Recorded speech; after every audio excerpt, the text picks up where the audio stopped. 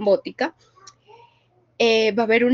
todo va a depender también, o la sepsis va a depender de la virulencia del patógeno, va a aumentar la gravedad, si es un patógeno multiresistente o si es un patógeno que no tiene resistencia a algún antibiótico, pues esto nos va o a aumentar o a agravar, como quien dice, la respuesta inmunitaria y va a ser un cuadro más aparatoso. Todo esto también causa disfunción endotelial, aumenta la permeabilidad vascular, hay disminución del glucocálix, ocurre una reprogramación metabólica y al final todo esto se reduce a daño orgánico, resultando en un daño o falla multiorgánica. Generalmente, los órganos más afectados, como les decía, son el aparato respiratorio con el pulmón, donde evidenciamos muchas veces síndrome de distrés respiratorio agudo, los riñones, porque evidenciamos infecciones urinarias a repetición, pielonefritis en este tipo de pacientes, entonces hay lesiones renales agudas, y en la parte cardíaca hay lo que es la miocardiopatía séptica. Entonces son los órganos que van a estar frecuentemente más afectados. No quiere decir que es la regla que tienen que hacer solo ellos, pero sí son los más comunes. En cuanto a la definición, tenemos que desde el año 1992 los conceptos de lo que es sepsis, pues ha venido cambiando. La sepsis en el año 1992 se definió como la respuesta inflamatoria abrumadora a una infección. El cuerpo no sabía cómo responder y ellos tenían los criterios del CIRS, que si estaban 2 criterios o más positivos ya podíamos hablar de sepsis, que eran hipotermia o hipertermia, taquicardia, disnea o taquipnea, porque se cuantifica mayor de 22 respiraciones por minuto, y leucocitosis o leucopenia. Cualquiera de estos que estuviese positivo, si teníamos 2 criterios o más, ya podíamos hablar de sepsis.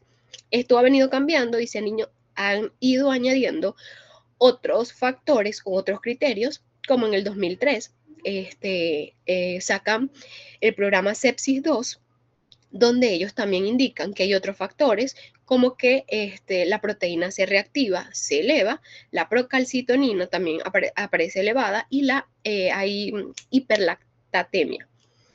Posteriormente, en el año 2016, es hasta ahora el último programa de sepsis que han sacado, Sepsis 3, ellos definen o redefinen la sepsis como una respuesta desregulada del huésped a la infección con disfunción aguda orgánica. Ya vamos a ver lo que son las escalas más adelante, pero si hay un incremento de 2 o más puntos en la escala de SOFA, ya podemos ir hablando de sepsis y si es sepsis moderada, si hay alto riesgo de mortalidad y todas estas cosas. Entonces, eso ya lo vamos a ver más adelante. En cuanto a la presentación clínica, pues ella va a variar según el sitio de infección, el patógeno que esté ocasionando la infección y la sepsis, la disfunción orgánica que ya pueda venir con el paciente, si es un paciente comórbido, que tiene aparte pues factores de riesgo que nos exacerben el cuadro clínico y el estado basal del paciente.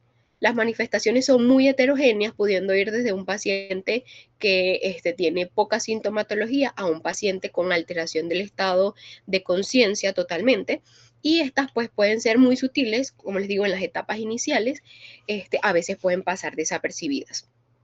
La detección temprana de lo que es la sepsis o sospecharla y hacer todo lo necesario para poder diagnosticarla es fundamental para poder iniciar un tratamiento oportuno y reducir la mortalidad. Anteriormente se usaba lo que es el QIDSOFA. El QIDSOFA era un score donde solamente teníamos 3 ítems, que era una tensión arterial sistólica menor de 100 milímetros de mercurio, un estado mental alterado, empeorado y una frecuencia respiratoria mayor o igual a 22 respiraciones por minuto. Sin embargo, para el año 2016 en Sepsis 3 se dice que no se recomienda el QIDSOFA como herramienta única debido a su baja sensibilidad. Lo podemos aplicar, pero no me tengo que quedar solo con el QIDSOFA, sino que tengo que aplicar la escala del SOFA, la escala del NEWS, que vamos a ver ahorita a continuación para que veamos cuáles son los parámetros, porque son escalas más completas que sí me dicen que tengo un paciente que puede estar en sepsis y que tiene alto riesgo de mortalidad. Otra recomendación que ellos hacen es eso, implementar los programas de cribado con herramientas del CIRS y del NIOS para nosotros poder diagnosticar de forma adecuada lo que es sepsis.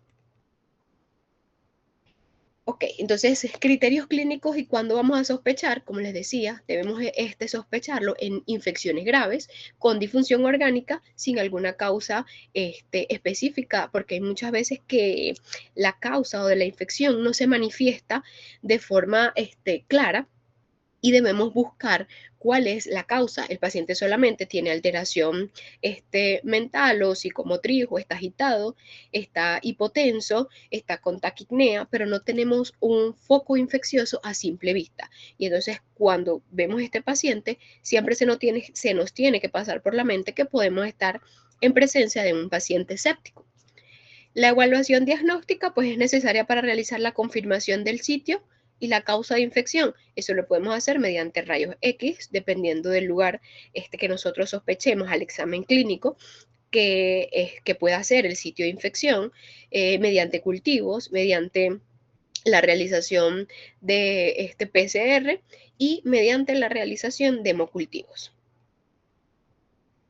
Importante, lo sospeché y creo que tiene sepsis. Ahora, ¿qué es lo que voy a hacer con mi paciente? ¿Cómo tengo que actuar? Y la sepsis o en la sepsis tenemos algo que se llama la hora de oro. Desde el momento que tú diagnosticas o que sospechas que el paciente está en sepsis, entonces desde ese momento comienza a correr la hora de oro, porque muchas personas llegan ya a nuestras emergencias cuando ya tienen mucho tiempo con el cuadro clínico y pues ahí ya hemos perdido mucho tiempo.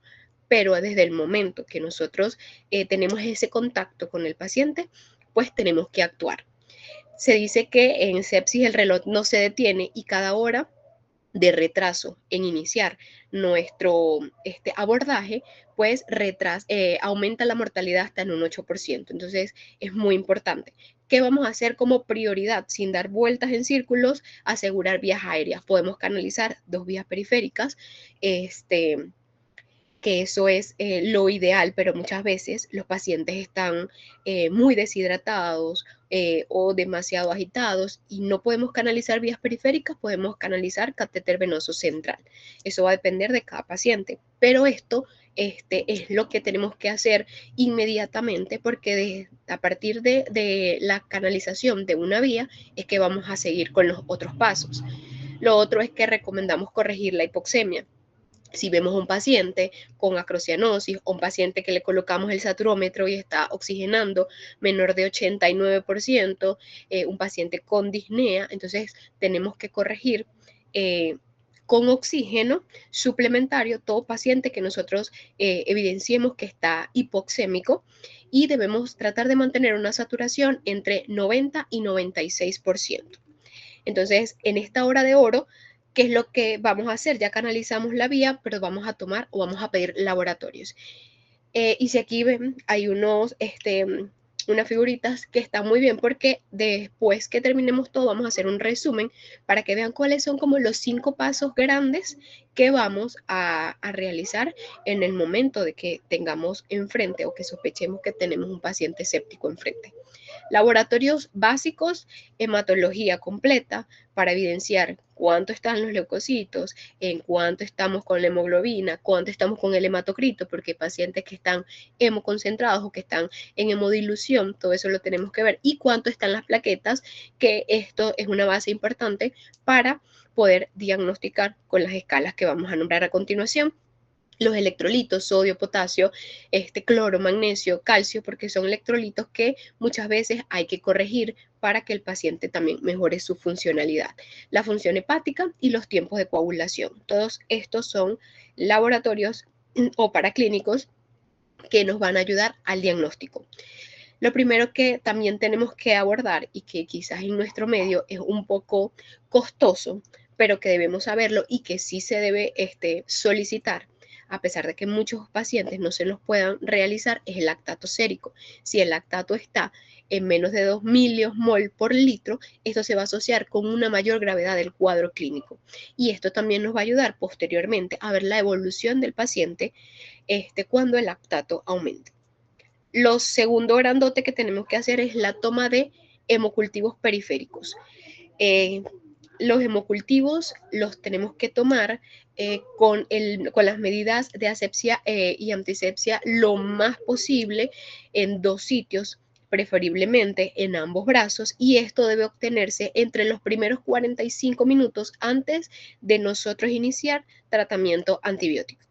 Debemos pedir gasometría arterial, de ser posible, porque hay muchos de estos pacientes que están en acidosis metabólica o acidosis respiratoria. Entonces, debemos saber qué es lo que nuestro paciente necesita en el medio interno para nosotros poder ir actuando de acuerdo a los resultados paraclínicos.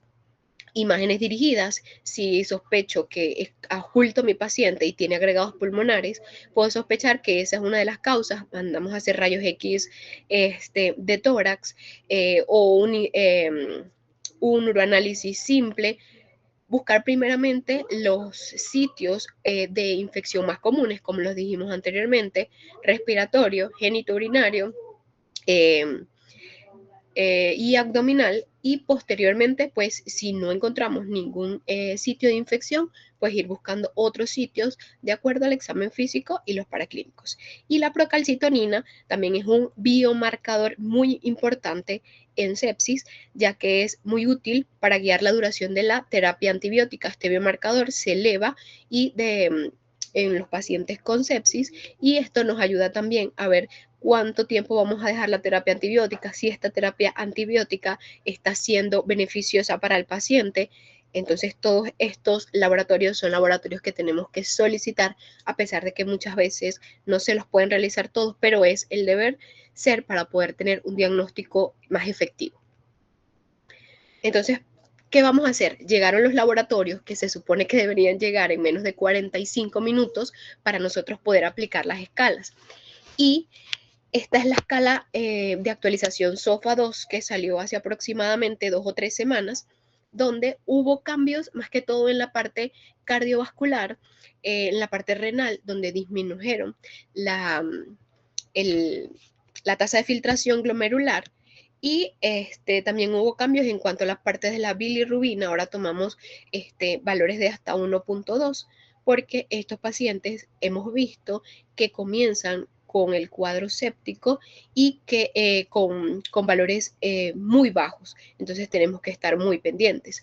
En cuanto al neurológico, vamos a evaluar la escala de Glasgow, y dependiendo si el paciente tiene 15 puntos de Glasgow, pues no tiene 0 puntos, pero si está en un Glasgow de 6 a 8, el paciente responde poco, solamente tiene apertura ocular y localiza el dolor. Entonces vamos de acuerdo a la escala de Glasgow, vamos a darle la puntuación en el neurológico. Luego, en el respiratorio, vamos a tomar en cuenta el PAFI del paciente, y vamos a ver si es un PAFI mayor de 300, 0 punto, porque está normal su oxigenación. En cambio, si es un paciente que ya va necesitando ventilación mecánica, que tiene un síndrome de distrés respiratorio agudo muy grave, y que necesita incluso intubación o soporte avanzado en UCI, pues ya ahí le vamos dando otro tipo de puntaje. En cuanto a la parte cardiovascular, la presión arterial media debería estar mayor o igual a 70, que debería ser lo normal. Incluso ellos dicen que con 65 podemos manejarlo bien, pero sin embargo, estos pacientes deben tener mayor de 70 milímetros de mercurio de la presión arterial media, como para estar seguros de que no estamos en un grado más avanzado. Ya cuando requiere aminas vasoactivas como la norepinefrina, pues ya son otro tipo de puntajes, y de acuerdo a la necesidad del paciente le vamos a ir dando el puntaje del score. Aquí también tienen de las bilirrubinas, el menor puntaje de 1.2 hasta 12 de bilirrubina. La creatinina menor de 1.2 sería lo ideal, al igual que las plaquetas, menor de 150.000, mayor de 150.000 sería lo ideal, y los pacientes que ya tengan trombocitosis acentuada, menor de 50.000 plaquetas, pues tienen otro punto. sumamos todos los puntos de todos los ítems que tenemos en la escala y vamos a ver cuál es el riesgo de mortalidad, porque el SOFA lo que hace es ver o evaluar el riesgo de mortalidad de nuestro paciente. Si tiene de 0 a 6 puntos, tiene bajo riesgo de mortalidad. Si tiene de 7 a 9, tiene un riesgo intermedio. Si tiene de 10 a 12 puntos, es una mortalidad significativa, y los pacientes que tienen mayor de 13 puntos, pues tienen un alto grado de mortalidad. Esos son los pacientes más críticos, son los pacientes que pues necesitamos interconsultar a UCI porque solos no vamos a poder darle una mejor calidad de vida a ese paciente. Estas escalas son muy importantes y la escala de SOFA ha demostrado gran valor significativo estadístico en cuanto a todas las escalas. Aquí también tenemos la escala del CIRF, que es lo que les decía anteriormente, la escala o el síndrome de respuesta inflamatoria aguda con 2 o más criterios. Ya nosotros podemos decir que tiene sepsis. Si yo tomo temperatura y tiene 39 grados centígrados, si el paciente tiene 100 de frecuencia, y ya ahí yo puedo decir que lo más probable es que esté séptico. Me llega la hematología y veo una cuenta blanca de 20.000, 28.000, ya puedo decir que con estos 3 criterios yo tengo el diagnóstico de sepsis y tenemos que actuar. En cuanto a la escala del NEWS, pues esta como tal sí es para diagnóstico. Aquí tenemos, no me voy a poner a explicar tanto, pero con estas escalas seguimos haciendo un diagnóstico más certero. Como les dije anteriormente, es lo que recomienda la guía de sepsis 3. Ellos recomiendan que nos apoyemos no solamente en el QuickSOFA, que no solo sirve para el diagnóstico de sepsis, solito no sirve, sino que nos tenemos que apoyar tanto en el SOFA como en la escala del NEWS. Y si yo tengo 5 puntos o más, yo ya puedo decir que el paciente está en sepsis, y más de 7 puntos, pues ya deberíamos escalar a un nuevo nivel de atención como lo es cuidados intensivos. Otro punto importante es la iniciación de la administración de líquidos. Se recomienda que iniciemos los líquidos con 30 ml kilogramo de cristaloides endovenosos en las primeras 3 horas.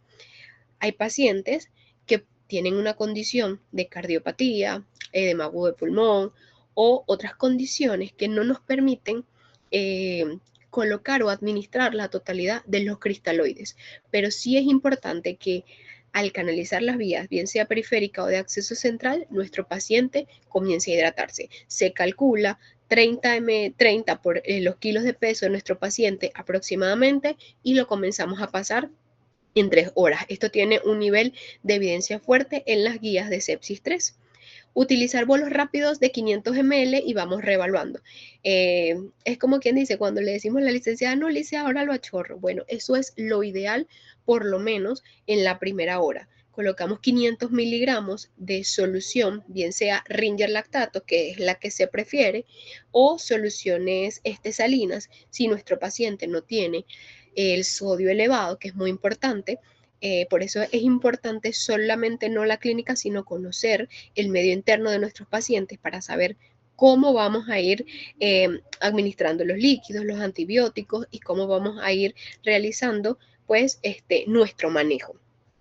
Debemos usar también medidas dinámicas, tales como la elevación pasiva de las piernas, para aumentar la presión arterial de estos pacientes. Generalmente ellos llegan con presiones arteriales menor de 100 la sistólica y menores de 60, 50 la diastólica, y nosotros tenemos que actuar rápido para mantener los niveles de presión arterial media en 70. Por eso es muy importante. Otro tema muy importante, y aquí nos vamos a enfrascar un poquito más, es la administración temprana de antibióticos. Se recomienda 100%, y tiene una recomendación fuerte, iniciar antibióticos dentro de la primera hora tras el diagnóstico clínico de sepsis. Yo sé que muchas veces es muy bonito decirlo aquí en la conferencia, que tenemos que hacer los hemocultivos antes de los 45 minutos, porque antes de la hora ya tenemos que iniciar el tratamiento antibiótico, pero en la práctica clínica, en muchos de los pacientes, esto no se cumple. Nuestro deber es solicitarlo, pero si no lo pudimos tomar igual al principio o en la primera hora, en nuestra hora de oro, nosotros debemos iniciar tratamiento antibiótico. Lo ideal sería tomarlo y que podamos evidenciar qué patógeno es el que nos está causando la sepsis. Pero si no lo podemos lograr, igualito tenemos que iniciar el tratamiento antibiótico en la primera hora. Entonces, en situaciones clínicas como que yo sospecho que el paciente tiene sepsis, que saqué mis escalas y que me da el NIU 7 puntos y el SOFA me da 12 puntos, yo debo administrar antibióticos inmediatamente. Si tengo un diagnóstico probable, pues puedo esperar hasta las 3 horas que me lleguen los laboratorios y el paciente está un poquito más estable.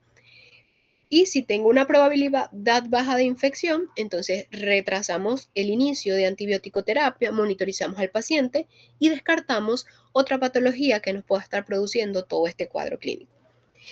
¿Qué es importante? Identificar el foco infeccioso, como les decía. Identificar dónde está la raíz del problema, porque en muchos casos colocamos, como quien dice, pañitos de agua tibia por aquí, o no le voy a dejar este antibiótico porque sí, no, la idea es dejarle un antibiótico que vaya dirigido totalmente al foco infeccioso del cual estamos sospechando que el paciente tiene el proceso infeccioso. El otro es cómo vamos a seleccionar el régimen antibiótico. Y esto es muy importante y son recomendaciones. La terapia empírica se debe considerar de acuerdo a la historia clínica del paciente, si tiene antecedentes de que el paciente recibió hace poco tratamiento antibiótico, si se ha realizado cultivos previos o anteriores por cualquier tipo de foco infeccioso. Si el paciente tiene comorbilidades, que la mayoría de los pacientes en la emergencia no llegan con una sola patología, sino que llegan con múltiples patologías, incluida la diabetes, hipertensión, que son con patologías renales, hepáticas, en pacientes con retrovirus, que son más difíciles de manejar. Entonces, todo esto lo tenemos que tomar en cuenta a la hora de escoger el antibiótico ideal. El contexto, si el paciente estuvo hospitalizado hace poco tiempo y estoy pensando que es una patología o un germen nosocomial, o si simplemente pues no ha estado en contacto, no ha estado hospitalizado, no tiene ningún contacto que yo pueda sospechar que el germen sea nosocomial, sino comunitario, entonces dependiendo de eso también. La presencia de dispositivos invasivos, si tienes catéter de doble J, si el paciente tiene catéter de hemodiálisis o de diálisis peritoneal, todo esto nos va a llevar como que a la indicación de un antibiótico ideal. Y las resistencias locales y patrones epidemiológicos de los pacientes. Muchos pacientes que vengan de zonas rurales donde haya algún agente epidemiológico, pues que nos pueda ayudar a definir si puede ser por un hongo, si puede ser por un virus, cualquier otro patógeno.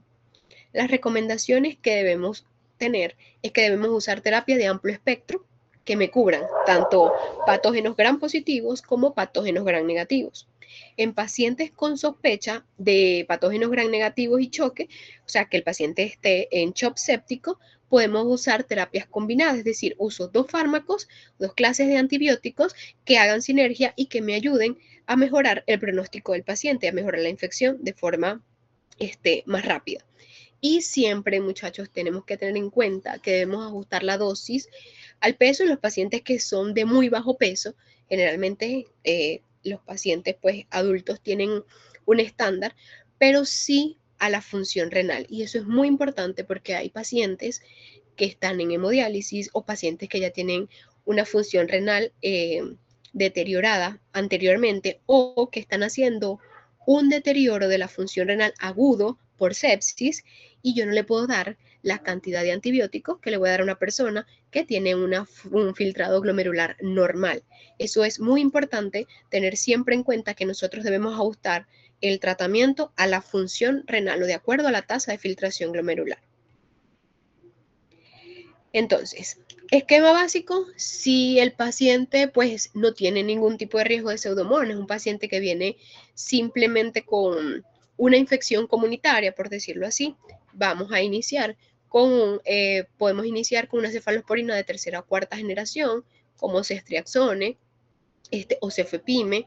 Y ya, pues si es más avanzada la infección, piperacilina tazobactam, hasta llegar a los carbapenémicos. Tratemos siempre de no iniciar con un carbapenémico porque es como que nuestra última línea de acción. Entonces, si iniciamos con carbapenémicos, nos vamos a quedar sin línea de acción posterior. Y es ahí donde entra el trabajo de infectología y hacemos resistencia antibiótica.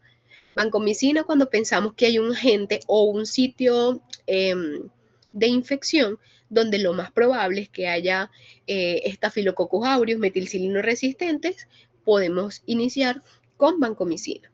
Entonces, si es un paciente que tiene riesgo de pseudomonas, vamos a combinar dos antibióticos antiseudomónicos, bien sea cefalosporina de cuarta generación, como el cefepime, algún carbapenémico que tenga función para pseudomona o acción para la pseudomona, alguna quinolona, algún aminoglicósido. Podemos incluso colocar cefepime con gentamicina si la función renal nos lo permite.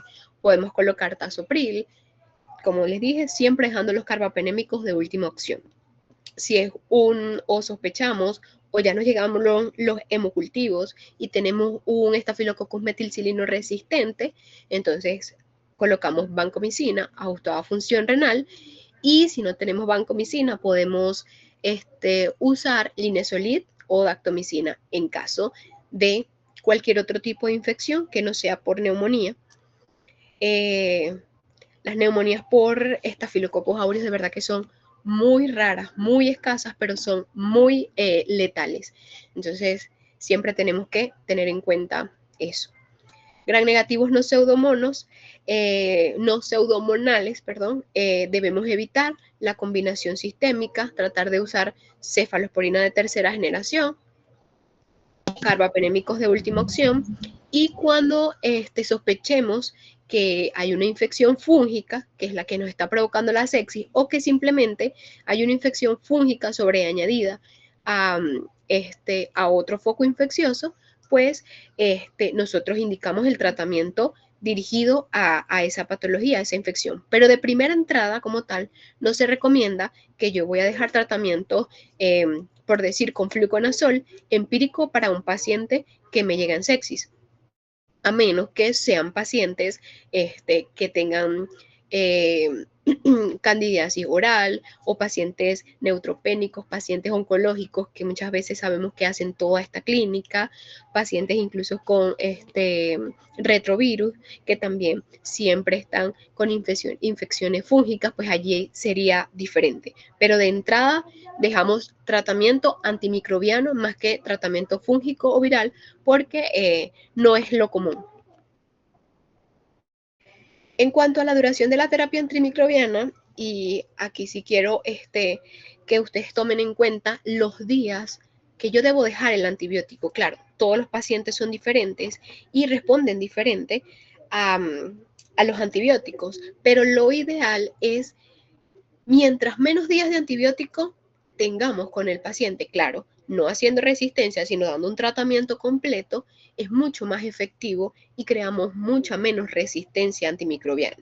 Entonces, por lo menos en las neumonías se prefiere dar tratamiento antibiótico de 5 a 8 días, incluso de 5 días de tratamiento endovenoso con un buen antibiótico, con un antibiótico dirigido al patógeno que el paciente presenta y mejora de forma excelente. Ahora, si no mejora en estos días, pues nosotros vamos alargando el periodo de tratamiento o se hace cambio del antibiótico, pero para neumonías es preferible el tratamiento entre 5 y 8 días.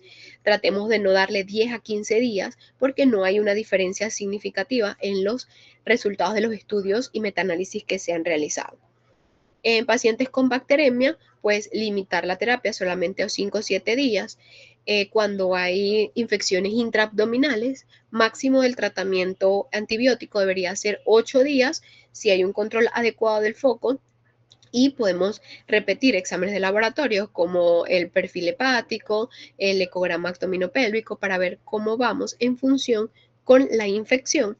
Y en infecciones del tracto urinario, 5 días sería ideal. 5 días con tratamiento antibiótico en una infección urinaria es lo ideal. Tratemos de no mandar 7, 10, 14 días de antibiótico porque pues dependiendo del antibiótico hay lesión renal, hacemos resistencia, incluso hay gastropatías por tanto uso de antibióticos. Entonces esto es muy importante. Los días de duración de la terapia antimicrobiana. Esto es lo que se recomienda. Menos es más. Ok. Y lo último, el último paso, si el paciente no me responde a las soluciones cristaloides, a la colocación de los antibióticos, y a la corrección quizás de todo lo que estaba en el medio interno alterado, pues llegamos a lo que son los agentes vasoactivos. El agente vasoactivo o el vasopresor de primera línea en el manejo del shock séptico es la norepinefrina. Cuando ustedes tengan un paciente con sepsis, no vamos a pensar en dobutamina, dopamina, no. Si le vamos a poner un agente vasoactivo, que sea norepinefrina, pues va a proporcionar vasoconstricción y aumento de la presión arterial media con menor riesgo de realizar arritmias. ¿Qué pasa? Que la sepsis en sí te puede generar arritmias como la fibrilación auricular. Lo vemos en muchos casos en nuestra emergencia. Entonces, lo que queremos es evitar con la dopamina de primera entrada que si ya por la sepsis tengo riesgo de hacer arritmia, por la dopamina voy a tener otro factor de riesgo y puede ocurrir la aparición de fibrilación auricular, de taquicardia ventricular. Entonces, con la norepinefrina disminuimos este riesgo de presentar algún tipo de arritmia. Si se usa la norepinefrina y sin embargo no tenemos una presión arterial media adecuada, añadimos vasopresina. Si no contamos con vasopresina o si la hipoperfusión persiste, ya ahí sí iríamos con dobutamina o con epinefrina, pero serían las últimas elecciones, por decirlo así. Tratemos siempre de colocar norepinefrina y pues allí vamos a ir calculando las dosis y dependiendo de las tensiones arterial media que presente el paciente, pues vamos disminuyendo o aumentando la dosis. Deberíamos ir disminuyendo la dosis, perdón, si los pacientes están teniendo una respuesta adecuada. Los glucocorticoides, como la dexametasona, la betamectasona, el solumedrol, no se recomiendan de forma rutinaria en estos pacientes, a menos que tengan una patología que lo requiera. Pero hasta ahora, pues se considera que los pacientes con choque séptico refractarios, a líquidos, solo está indicada la hidrocortisona. Es lo que pues tenemos nivel de evidencia y es lo que deberíamos usar. Entonces dejaríamos los otros esteroides como los glucocorticoides para otras ocasiones. Entonces, en resumen, ¿cuáles son las metas que debemos cumplir en la primera hora tras la sospecha o la detección de la sepsis? Nos enfocamos en la campaña de supervivencia de sepsis, que fue en el 2016, y hablamos de medir el nivel de lactato sérico. Debemos tener un lactato menor de 2. Muchas veces en la mayoría de los pacientes menor de 2 cuando están en sepsis. Cuando nosotros realicemos nuevamente a las 24 horas nuestro control de lactato, debería estar mayor de 2 miliosmol. O sea, es la meta. Lo segundo, obtener los hemocultivos previo a la toma de los antibióticos. Eso es algo en lo que tenemos que trabajar siempre, saber que tenemos que pedir los hemocultivos para poder iniciar antibióticos, pero si no se puede, tenemos que iniciar antibióticos en la primera hora, como les decía. Lo tercero es administrar, para mí personalmente lo tercero sería iniciar la administración de líquidos en caso de hipotensión o lactato mayor de 4 miliosmol. Lo otro sería el inicio de los antibióticos y por último, si el paciente no responde con todo lo que estamos haciendo, pues iniciar aminas vasoactivas cuando hay una presión arterial media menor de 65 milímetros de mercurio. Debemos hacer un balance hídrico, medir el gasto urinario, pues se requiere la colocación de la sonda urinaria o la sonda vesical, que es lo que mayormente hacemos para poder tener un control entre la salida y entrada de líquidos y que nuestros pacientes no se coloquen congestivos, como decimos nosotros, por los pacientes cardiópatas, que muchas veces pues no podemos administrar tanta cantidad de líquidos. Entonces es importante que se queden con estos 5 pasos que tenemos que hacer en las primeras horas, porque con esto podemos salvar muchas vidas, con esto podemos disminuir en gran manera la mortalidad de los pacientes con sepsis y pues nuestro servicio o lo que nosotros más queremos siempre es ayudar. Entonces, si tenemos el conocimiento, podemos ayudar de forma efectiva. Muchísimas gracias. Gracias a usted, doctora Ruth.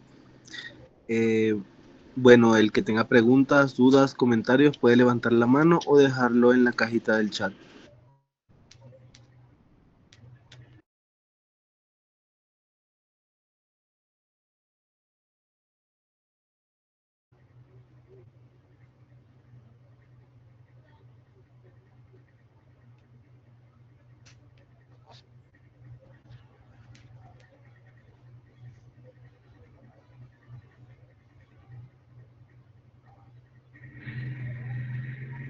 ¿Alguien tiene alguna pregunta?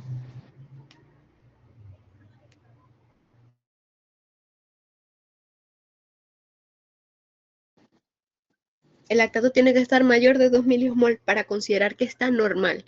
Si está menor de 2, pues está descompensado y tenemos que trabajar en pro de, con la administración de Ringer lactato, con la administración de soluciones cristaloides, el aumentar nuestro lactato para el control. Esto nos ayuda como que a definir si estamos viendo mejoría tanto para clínica de nuestro paciente con la administración de soluciones cristaloides, de la corrección de otros paraclínicos como los electrolitos y con la administración de los antibióticos. Es un marcador predictivo.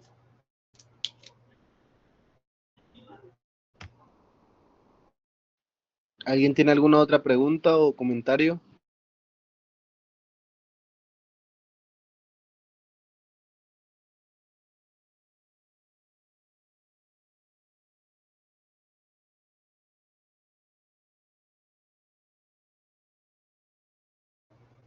No hay gente preguntona hoy. Sí, es que quedó todo muy claro, doctora. Qué bueno. Eso es Doctora, ¿también importante. puede por favor facilitarme la presentación para yo hacérselas llegar para que tengan el material cuando tengan alguna duda? Sí, claro. Quisiera saber si un catéter doble J deja alguna complicación después de retirarlo. Bueno, en realidad no sé mucho de las complicaciones porque eso ya sería con urología. Sin embargo, todo, todo procedimiento que se realice cuando tenemos un cuerpo extraño en nuestro organismo, pues siempre vamos a estar predispuestos a infecciones. Pero de resto no sabría darte una respuesta concreta porque eso ya más con la parte de urología como tal.